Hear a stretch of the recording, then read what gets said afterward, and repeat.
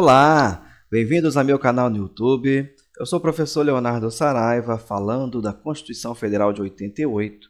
Chegamos ao artigo 52, vamos falar do inciso 5º, 6º, vamos chegar até o inciso 15 do artigo 52 e nós vamos continuar nossa aula sobre competência privativa ao Senado Federal. É a nossa aula de parte número 3. Eu separei para uma próxima aula o inciso 10 especificamente, pois sobre ele há muitas questões de prova.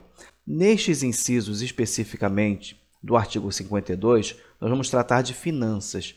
E essa matéria interessa muito mais a quem vai fazer um concurso para o Tribunal de Contas ou concurso legislativo.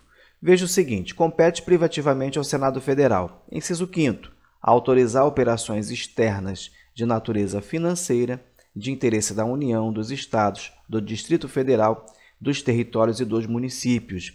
Veja que dentro das competências do Legislativo, especificamente a competência privativa ao Senado Federal, está a de autorizar operações externas de natureza financeira, ok? De cada ente federativo. No inciso 6, nós temos fixar, por proposta do Presidente da República, limites globais para o montante de dívida consolidada da União, dos Estados, do Distrito Federal e dos municípios. O inciso 6º guarda íntima relação com o 5º. Ora, quem autoriza as operações externas de natureza financeira? Uma dívida externa de um município, de um território, do Distrito Federal ou do Estado, ou até mesmo da União, é o Senado Federal. E o Senado Federal também fixa os limites globais para o montante da dívida consolidada de cada ente federativo. O que você deve atentar para a sua prova? Que, apesar de ser competência privativa ao Senado Federal fixar os limites, esses limites são propostos pelo Presidente da República. Despenca em concurso e agora você não erra mais a questão, tá? Fique atento também que o texto fala em limites globais e muitas questões trocam limites globais por limites nacionais, enfim, fique atento para não errar a questão.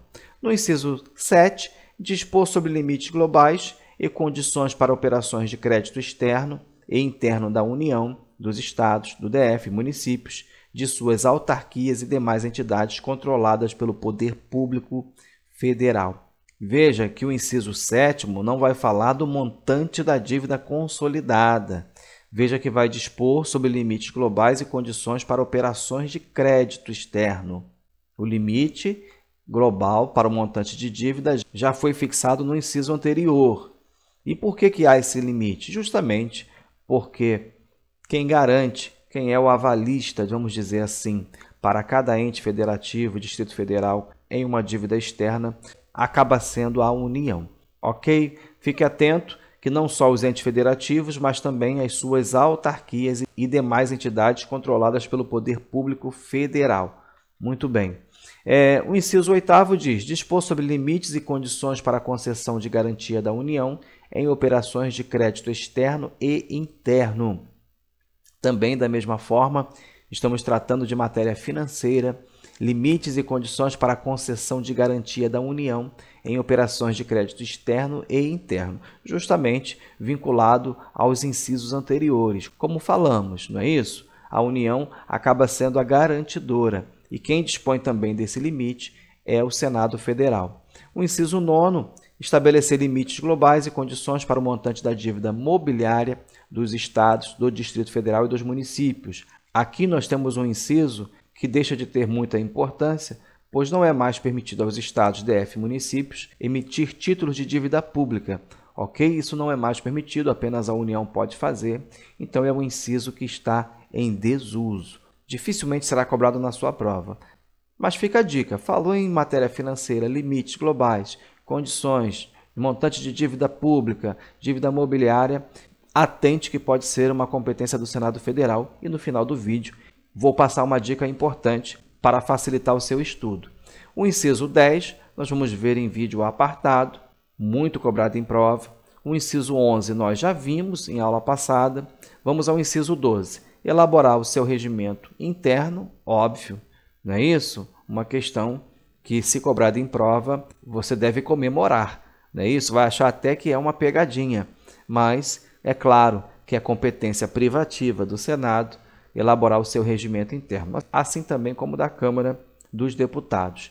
Inciso 13, dispor sobre sua organização, funcionamento, polícia, criação, transformação ou extinção de cargos, empregos e funções de seus serviços e a iniciativa de lei para a fixação da respectiva remuneração, observados os parâmetros estabelecidos na Lei de Diretrizes Orçamentárias. Competência óbvia também, não é isso? Quem vai dispor sobre a organização do Senado Federal, seu funcionamento, a Polícia Legislativa, a criação, transformação ou extinção dos cargos, empregos e funções de seus serviços? Ora, o próprio Senado Federal.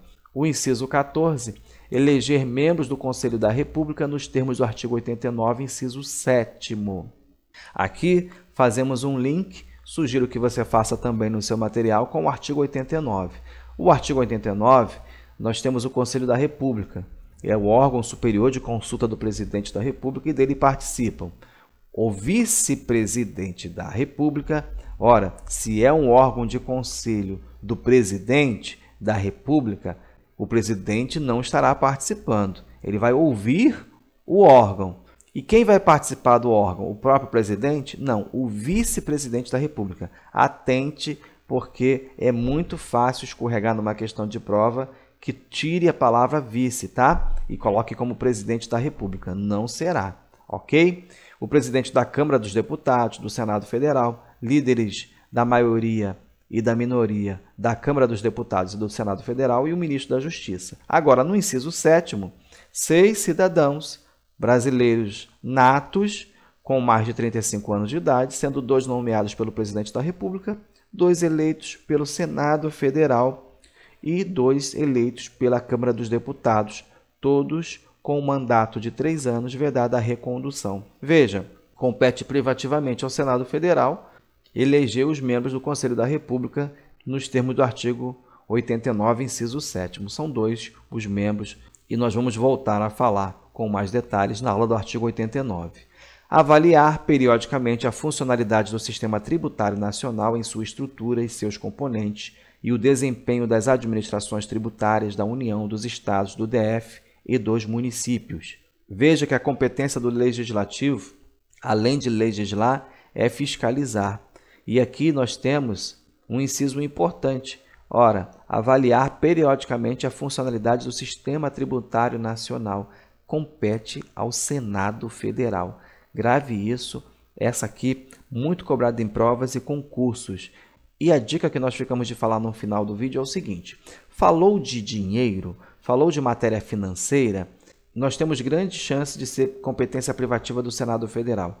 E qual é a informação importante? Além de atentar para a literalidade dos incisos do artigo 52, que ao Congresso Nacional vai caber o seguinte: você vai gravar o inciso 13 e o 15. Ora, o 13 vai falar o seguinte: cabe ao Congresso Nacional, não é isso? Ora, matéria financeira, cambial e monetária das instituições financeiras e suas operações. Você grava esse e você grava o 15. Fixação do subsídio do ministro do Supremo Tribunal Federal, observado o que dispõe o artigo 39, parágrafo 4º e seguinte. Gravou isso, competência do Congresso Nacional da parte financeira, tá? O restante, grande chance de ser o Senado Federal, se não for ali uma questão literal, com erro de grafia, com troca de palavra, com pegadinha, você certamente acertará a sua questão de prova. Lembrando que a fixação do subsídio do ministro do Supremo Tribunal Federal é de competência do Congresso Nacional, que depende de lei. Entretanto, a iniciativa é do próprio STF. Nós já mencionamos isso na aula do artigo 48, ok? Na próxima aula, vamos falar do inciso 10 do artigo 52. Nós vamos para a nossa aula de número 4.